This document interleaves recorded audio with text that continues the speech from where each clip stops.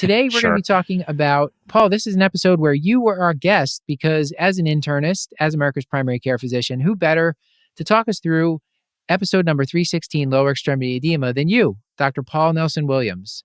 And production was done by, I guess, me and you, Paul, on this one.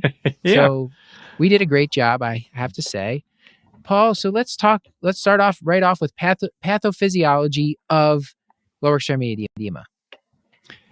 Yeah, so lots of potential etiologies, and I think the example that we talk about in the episode is there is a tweet from Cardi B, and I don't know if that's a dated reference, mea culpa to our listeners if she's now passé, where she was reporting that she had to cancel some shows because she was actually having some lower extremity edema that happened from flying, and there was a picture of her edematous lower extremities, and there were a lot of swear words in the tweet, which I found delightful.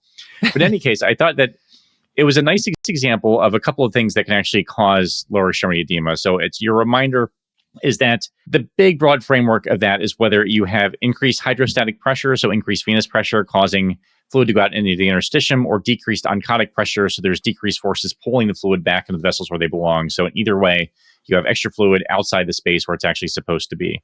And another example is you can have sort of leaky capillaries too, where you see with inflammation. So warm weather where you have vasodilation, sure, but also things like infection or burns are another good cause where you have sort of local edema because things are leaky and you're just sort of losing proteins and fluid out into the interstitium where fluid is not supposed to be. So to the Cardi B tweet, the reason I like that so much is because it actually gives you a couple of underlying reasons why someone might have lower extremity